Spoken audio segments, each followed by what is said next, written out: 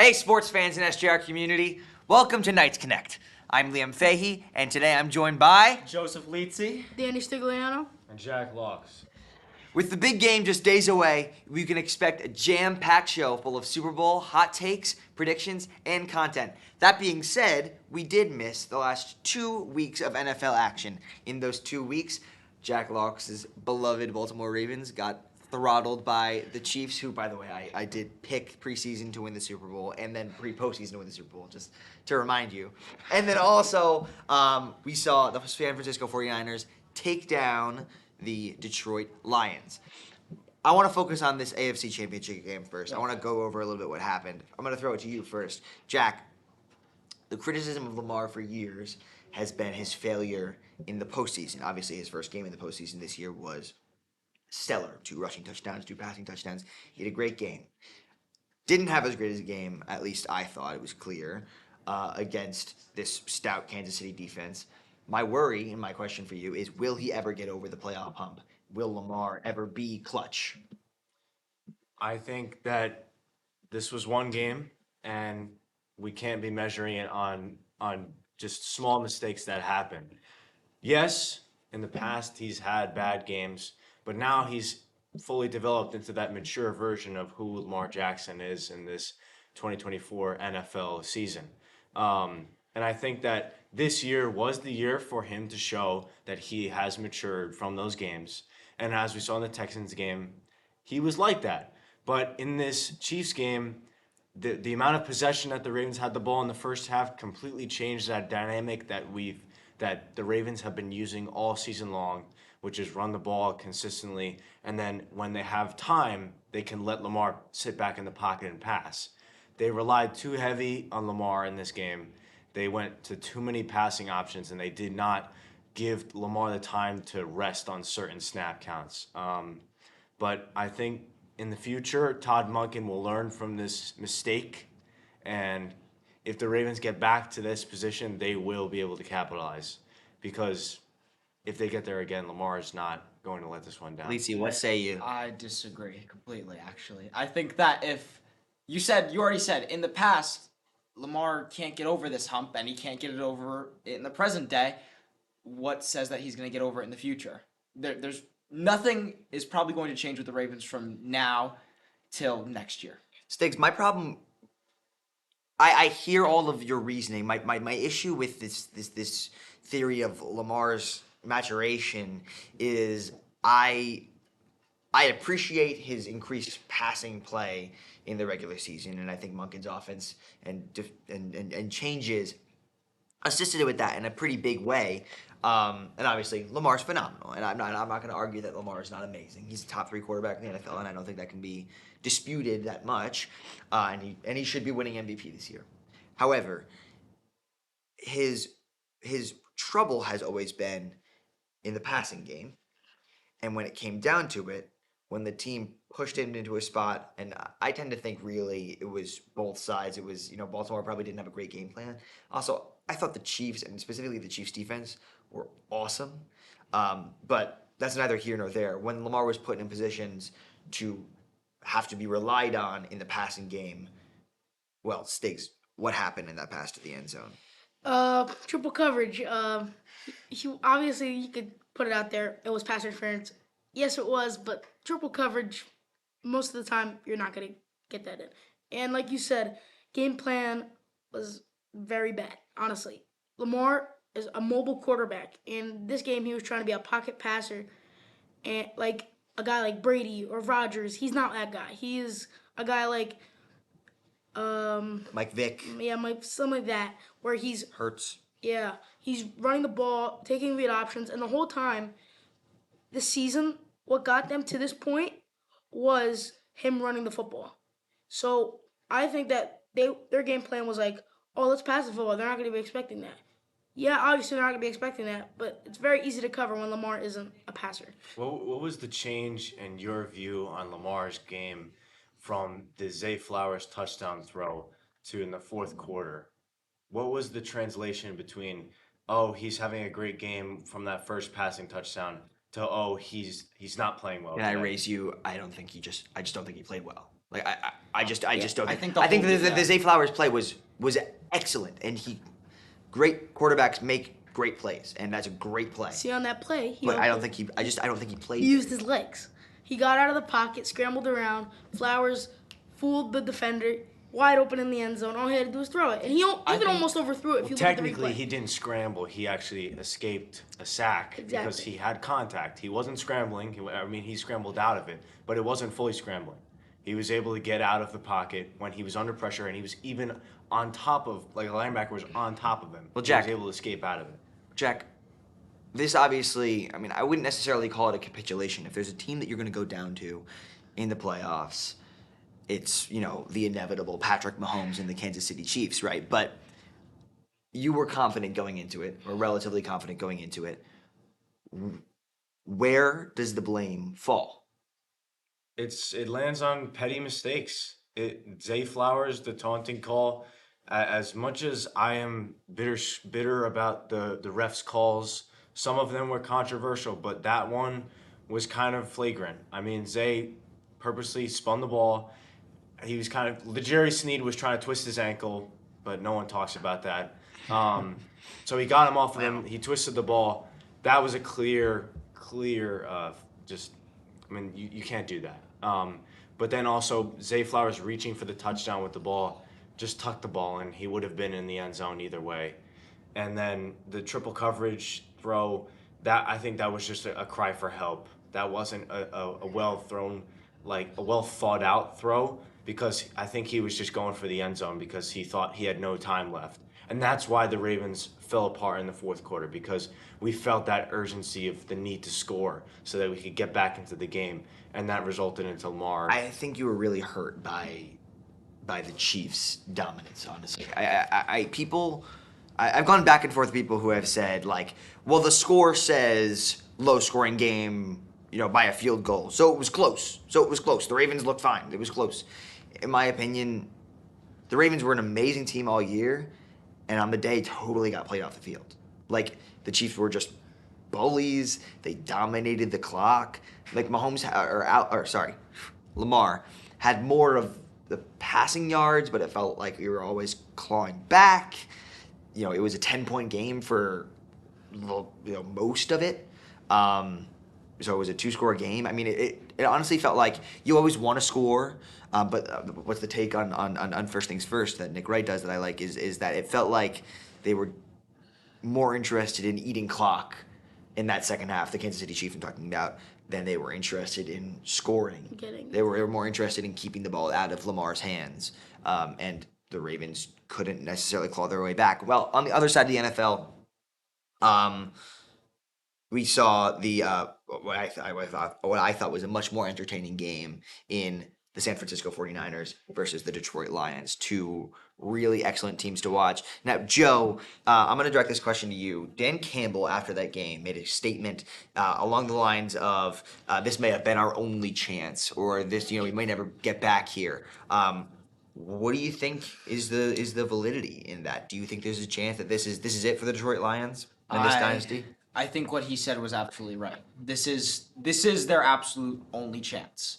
Like, on paper, what more can the Lions do? Obviously, there are things here and there, but overall, they're a great team. You can't add more to that. And I think there were some questionable coaching decisions throughout. Great example is the Cowboys game.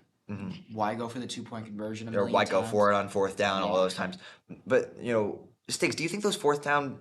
They did convert more fourth down conversions than any other team in the NFL this year. Campbell was very, very, very stout in, I'm going to go for it. I'm going to be aggressive. I'm going to go for it. Do you think he was wrong to go for it in that position when they didn't get it because of the Reynolds drop? Of course, obviously, you're going to say, now, after the fact, you're going to say he was wrong. But in the moment, you're thinking, he's taking a gutsy shot. And he, honestly, if you complete that, you get a first down. Everybody's thinking this guy's a genius. So it's clearly based off of the outcome of the play. And I think, honestly, that it was a quick decision he had to make right there in the moment. And I feel like even if you ask him today, I feel like he'll be like, I stuck by the decision. I feel like I made the right decision. Even though obviously they missed the field goal, or they didn't kick the field goal, and that would have obviously tied the game. But yeah, I feel like he would have. Now, Jack, I know that you're a Jared Goff guy. Yeah. I tend to, I think Goff is good, but I think that, and we'll get to this title later. I think that he's an elite game manager. Do you think that this is as far as they're going to get with Goff? Do you think they have a Super Bowl ceiling with Jared Goff? Obviously, I don't necessarily know that Jared Goff is the problem, but do you think this is the apex for the Dan Campbell Detroit Lions? I don't think they make it to the Super Bowl again, but I think they have a year very similar to the year they just had. I think they make it to the NFC Championship again, just because of the fact that Ben Johnson is staying Huge. in Detroit. That is probably the biggest offseason move that they probably could have made, or he made that for Detroit. But that's the biggest factor going into this next year. And they're only going to add on top of that with their draft picks this year. They're going to keep building this franchise, or this supposed dynasty that's coming of age. It's probably not going to be a dynasty. If they have one shot at it, it's going to be in the next 2 years. It was not this year, just because the cards weren't in play and there were so many other dominant teams. But I think they're going to have the pieces by next year. Well, the thing is, when are those dominant teams going to fall down? You never know that next year the Chiefs are going to be terrible. Honestly, they're probably still going to be fantastic. Yeah, I would bet against it. And there's no, you can't just come out on top the next year and say, like, last year we lost, this year we somehow won by some mystical miracle. That's not how football works. And yet, I don't know, Jack. Were the Baltimore Ravens this team last year? They were not. They were not, and all of a sudden they were a mega ultra dominant force in the course of the NFL. Look, I'm not sitting here saying, and it's a little different because of the coaching change. But as an example, my Chargers were a terrible team this year, not good at all. It's. I think I agree with you that it's impossible to be like, yeah, next year we're gunning for the Super Bowl. But for this Detroit team, I think it's in their range of outcomes. And Jack, I love that you get to do my transitions for me because in the last couple of weeks, Ben Johnson's been a huge player both in the Detroit Lions landscape, but also in the head coaching hires landscape, where we've seen every job now be taken off the board. BJ Callahan is taking over for the Tennessee Titans. Dan Quinn is taking over for the Washington Commanders, which a lot of people say should have been Ben Johnson's job. Jim Harbaugh is taking over for the Los Angeles Chargers. Mike McDonald, your guy, for the Seattle Seahawks.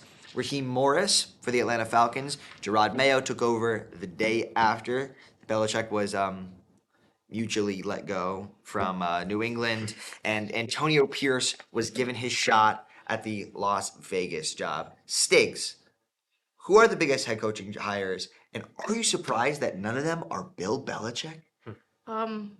Yes, especially the Falcons, since obviously the Falcons, you see all over social media, Falcons interview Bill Belichick second time. Obviously, that turned out to be nothing, and they hired Raheem Morris. But I feel like your biggest hires, you got Pierce and Harbaugh or Quinn. Could be either way. So Harbaugh. biggest one, honestly, is Harbaugh because they are a head coach away from going a long way, and I think that's what they're gonna do next year. And there's no way that Harbaugh's not gonna do good. I mean, So, as a Chargers fan, Staley was tough. Staley was tough to endure for a little while. He was supposed to be we were told, a defensive guru. We did not have a top 25 defense ever in his time coaching. He took over a good defense, and they were like immediately horrible, and they just like stayed horrible. I think Jim Harbaugh might go down as the most important hire in the Chargers franchise history if things go well. I think that his upside, what did we see him do at USD, at Stanford, at San Fran, at Mich? He turns rotten programs around that fast and makes them mega successful. He did it at all those spots. For example, right, he took over like a 5-win or 3-win, I forget which one it was, team in the San Francisco 49ers, and all of a sudden they were 13-3. All of a sudden he was facing his brother in the Super Bowl. I mean, this guy is one of the best football minds on the planet. I think it's a total cultural reset. The Chargers, who are, a team of, not hardworking fairies besides their quarterback, now has somebody who is totally going to control all of the trenches. They're going to control the run game. I really, really am looking forward to Jim Harbaugh. Jack, who do you think are some of the teams that have the brightest future with their new head coach? I'm gonna have to go with Antonio Pierce. I thought the stuff that he did that season. I mean, coming in as an interim coach, and he walked into certain places. Like he walked into Arrowhead with a less than like 8-win Vegas team, and they ended up beating the Chiefs. Right. Like not everybody can go into Arrowhead and do that. Joe Burrow is like probably the only man on earth who can do that. Um, and I think if they hire the right like offensive minds, they'll be and they get a couple more pieces, especially at quarterback. That's going to be a huge hole that they can fix. But their defense this year was awesome. Jack Jones, they were taking over games by storm. You saw it against the Chargers. I mean, it was just a massacre because it was a defensive masterclass. Antonio Pierce has that fire that Devontae Adams has been looking for ever since he arrived. Granted, he was there for Derek Carr, and Derek Carr left, but I think he was indoctrinated in the Vegas spirit of what it means to be a Raider. Going back to the Oakland roots. I mean, Same goes for Max Crosby, right? Exactly. Max Crosby was saying that he was going to request a trade if Antonio Pierce didn't get the job, and yet, just like that, Pierce is hired. Leedsy, what's your take here? I have to agree with Jack. Antonio Pierce is a huge hire, but the biggest thing that I think that we kind of skipped over, Bill Belichick not being hired is huge, like absolutely insane. But I think that there's no doubt that he's one of the greatest coaches of all time. But The greatest. The greatest. the greatest coach of all time. The greatest. I think it's. Non-debatable. I have to agree with Jack. It Vince is. Lombardi. Joe. Yeah, it's Come on, it's guys. completely debatable, but I think the reason why we don't see him being hired on any of these teams or being let go in the case of the Patriots is because his coaching style was very specific in a way that like these teams don't need such a specific coaching style. He required control He- of, yeah. of drafting. He's defensive. He's old. And those I- are all looks that they're not necessarily going for right now. And I think that word old is honestly the best way to describe him. Yeah. His tactics, his plays are old. Not his game is still fantastic, but he's old. He's grown out of what these teams want now. Yeah. He was looking to replicate what he had with What he Brady and Edelman and Gronk, Yeah. And with that's- newer guys, and it's just And that's not another working. thing. In the most respectful way, his biggest mistake was saying, I'm enough. Brady. I don't need Tom Brady. Unbelievable. Now, from one Super Bowl winner in Tom Brady to the next Super Bowl, obviously we have the game coming in a couple days. I'm sorry to cut you off, but All good. my question here, when we talk about the Super Bowl, the thing that is confounding me is that the San Francisco 49ers right now are favored on like every sports betting book, every talk show. It feels like everybody understands like the pedigree of the Kansas City Chiefs and how scary Patrick Mahomes is and whatnot. And yet everywhere I look, I keep seeing this number -2, -2, -2 that the Niners are favored. Jack, why? If this game gets out of hand early, it's going to end early. And that's in the way of the 49ers. Because if the Chiefs get out early, we saw against the Lions, the 49ers were easily able to come back just in the second half. And I think that if the 49ers get rolling, then they're just going to run the ball with McCaffrey. And they're going to kill so much clock by just McCaffrey, 11 yards, 12 yards, 9 yards, 18 yards. Like, he's just going to run the ball, and Shanahan's going to have the easiest game of his life if they get out early, I think. Because Mahomes has he has proved that he can come from behind by small margins late in the game. But I don't think he'll be able to come over that hump of down by 14 plus in the first quarter, I think that second quarter. I can't see a reality in which Mahomes has trouble coming back. Like it just feels like this guy is invincible. I mean, he just makes plays. He makes plays. He knows perfectly when to turn on game manager mode. For example, right, is I need to kill clock against Baltimore, so I'm just gonna hit shots and hit shots and hit shots and kill them little yard by little yard by little yard. Oh, now it's no longer a 2-point game. Game ending ball to MVS, 50 yards, and that was it. Like it's those kinds of moments where I'm like, man, I just don't know how you stop this guy. Now, Stiggs, do you think that the Niners should be favored? No, absolutely not. Because honestly, I hate to say it, Chiefs better team in this game. No matter the seeding, that's all just numbers, if we're being honest. Mahomes is clearly the better quarterback than Purdy. Better team, even though obviously you don't have Kittle, Ayuk, Debo, McCaffrey. That does not matter. Mahomes is Mahomes. We've seen it last year. They're like, oh, Tyreek Hill, he's gone. What's going to happen?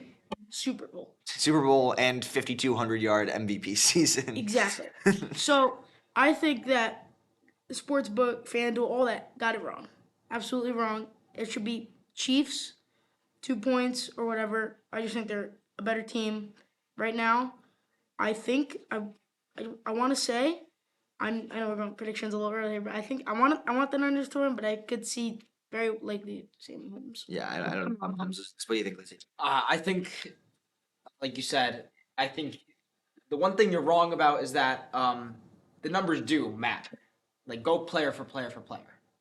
Honestly, Sure. that's the reason why you see this -2 everywhere. It's just the roster for It's the just, Niners it's is just so. your roster. But Yeah, it's like you said, that stout. word, that little phrase, game manager. The Chiefs that's the one thing that Patrick Mahomes has that I think that a lot of QBs are actually missing now. I hate to go back to it. Lamar is not a game manager. He's not. At the end of the day, he's not a game manager. I think Brock Purdy is sort of a game manager. Getting there. He's getting there. He's got room to develop, but Patrick Mahomes is possibly the greatest game manager. But also the greatest game changer that I've And ever seen. game changer. So for me, it's crazy. So Cam Newton on his podcast this week, he had an interesting quote that's since gone viral. That has really pissed off San Francisco 49ers fans and has been widely debated. And the quote goes as follows. He says, "What I did say is that Brock Purdy is a game manager. That's not hate. That's just what I feel to be the facts. I still reserve the right to say this. To be labeled a game changer, Brock Purdy has to be the best player on the offensive side of the ball. That's not the case. Christian McCaffrey is the best player.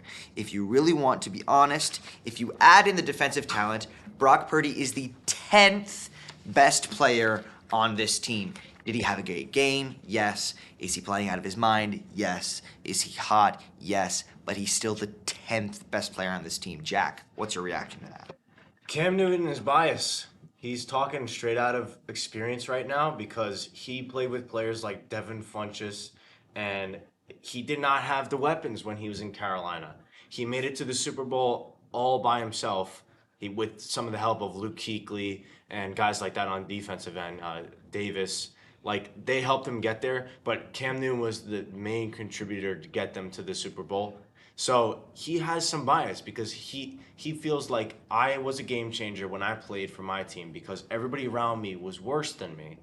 And we made it to the Super Bowl just because of me. What he doesn't realize is that when you play on a team that's surrounded by good players, you're just going to elevate your own game. So if Cam Newton was on this 49ers team, they would be the same team. They would be in the Super Bowl because the fact that Brock Purdy is on this team has to say something that they did make it to the Super Bowl. They did win all those games in the regular season by large margins. He did put up wild numbers.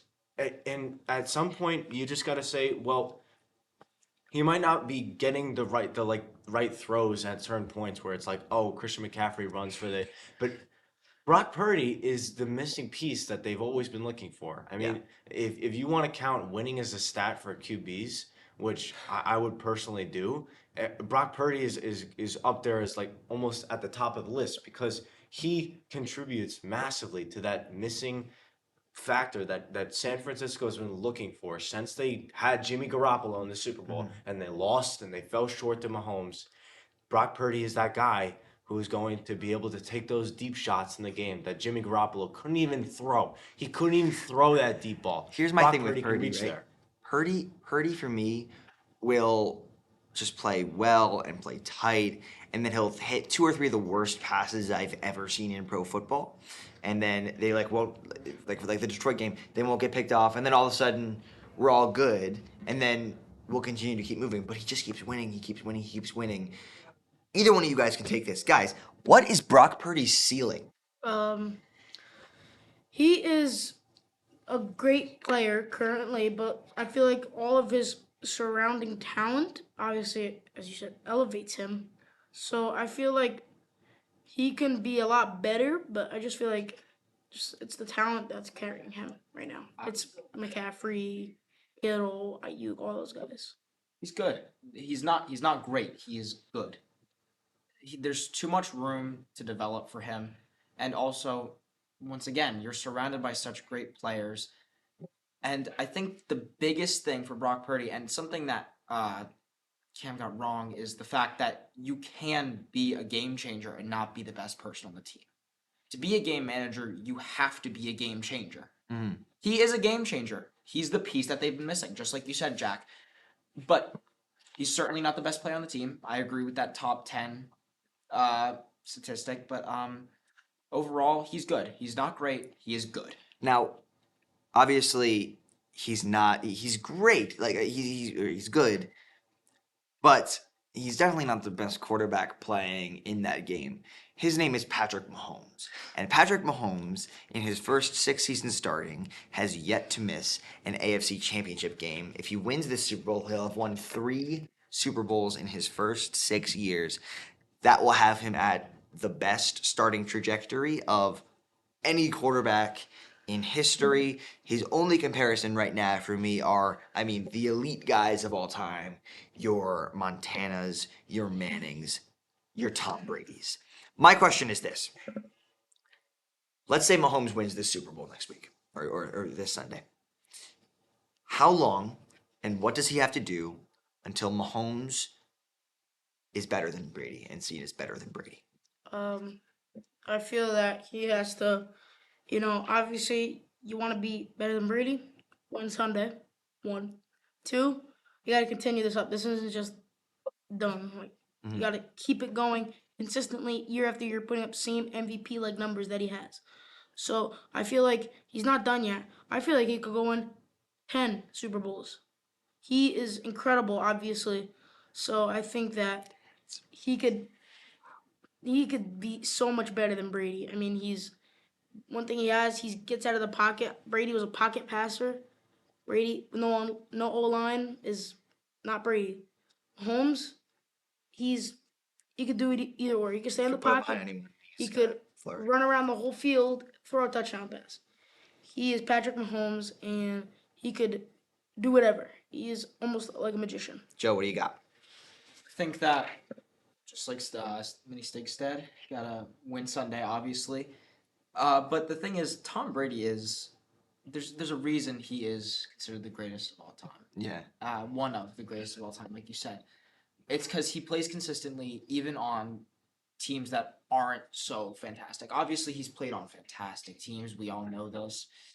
But he's also played on teams that weren't guaranteed to go to the Super Bowl. Like, he's always fantastic. He plays no matter what the circumstances are. We haven't seen Mahomes out of his comfort zone. He's been playing with these players since forever. Yeah. I think that's the biggest change between Brady and Mahomes. Now, there was this period, right, that Brady won a couple Super Bowls quickly, and then he had a drought for 10 years, and then he started winning again in the mid teens. Jack, before we get into our picks and end our show for today, what does Mahomes have to do to really be the clear number 2 and on Brady's heels? He has to win the same amount as Brady if he wants same amount of Super Bowls as Brady if he wants to be even considered.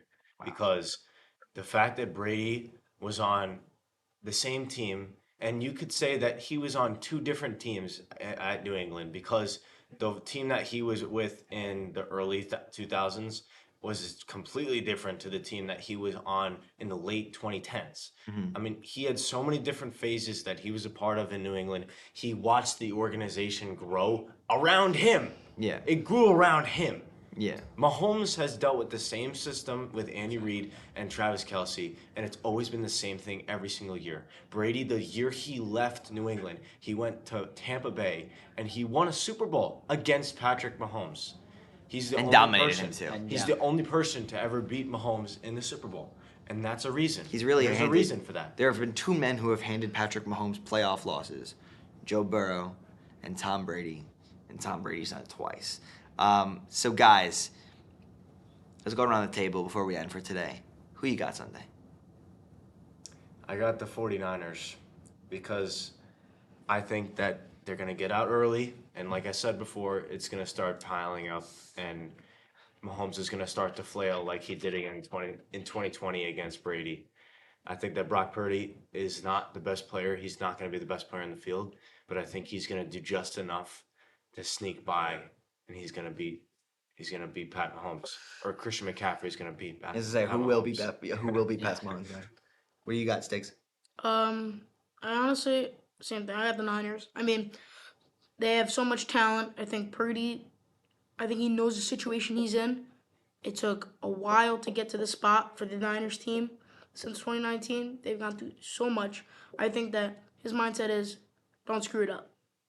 This is your shot, opportunity to get that trophy. And he'll rise to that. He will rise to that occasion. I feel like he will play his butt off and win the Super Bowl. I'm not saying it will be a blowout.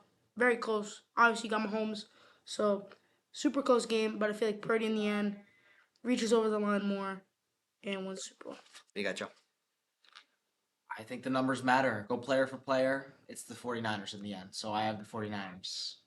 Sweet. I'm going to be the voice of reason. I'm going to say Mahomes is going to win the Super Bowl, guys. And I'm going to end it on that. Thank you guys so much for joining Knights Connect. These guys are crazy, and we'll see you next time.